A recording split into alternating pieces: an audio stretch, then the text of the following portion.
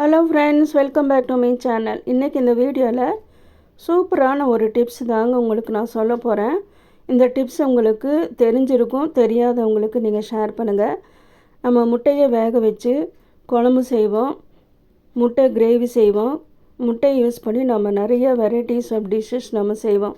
அது மாதிரி நம்ம செய்யும்போது முட்டையை நம்ம வேக வைக்க வேண்டியது இருக்கும்.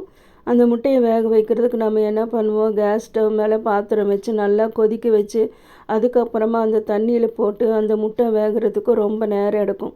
அது மாதிரி இல்லாமல் சீக்கிரமாக வேக வைக்கிறதுக்கு சில டிப்ஸ் உங்களுக்கு சொல்கிறேன். இது மாதிரி ஒரு குக்கர் எடுத்துக்கோங்க. குக்கரில் கொஞ்சமாக தண்ணி ஊற்றிட்டு அதுக்கப்புறமா ஒரு பாத்திரத்தில் எவ்வளோ முட்டை வேக வைக்கணுமோ அந்த அளவுக்கு நீங்கள் பாத்திரத்தோட அளவையும் குக்கரையும் நீங்கள் மாற்றிக்கணும்.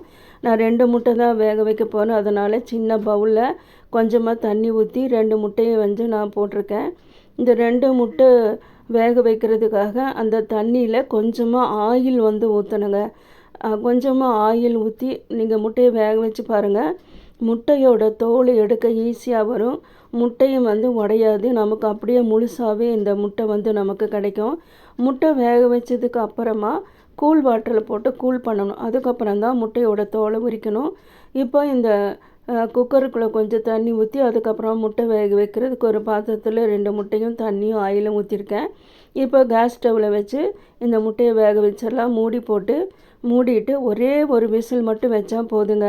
நம்ம கேஸ் ஸ்டவ்வில் தண்ணியை கொதிக்க வச்சு நம்ம நேரத்தையும் கேஸையும் நம்ம வேஸ்ட் பண்ண வேண்டாம். இது மாதிரி நீங்கள் முட்டையை வேக வச்சு பாருங்கள், சீக்கிரமாக வெந்துடும். நமக்கு கேஸும் மிச்சமாகும், நேரமும் மிச்சமாகும். அதுக்கப்புறமா நம்ம என்ன டிஷ்ஷஸ் செய்கிறோமோ அந்த மாதிரி டிஷ்ஷஸ் நம்ம செஞ்சிடலாம். இந்த மாதிரி டிப்ஸ் உங்களுக்கு யூஸ்ஃபுல்லாக இருக்கும்னு நினைக்கிறேன். உங்களுக்கு இந்த டிப்ஸு இந்த வீடியோ பிடிச்சிருச்சுன்னா ஃப்ரெண்ட்ஸ் அண்ட் ரிலேட்டிவ்ஸ் கூட ஷேர் பண்ணுங்கள். மீண்டும் வேறு ஒரு வீடியோவில் சந்திக்கலாம். தேங்க்யூ ஃபார் வாட்சிங்.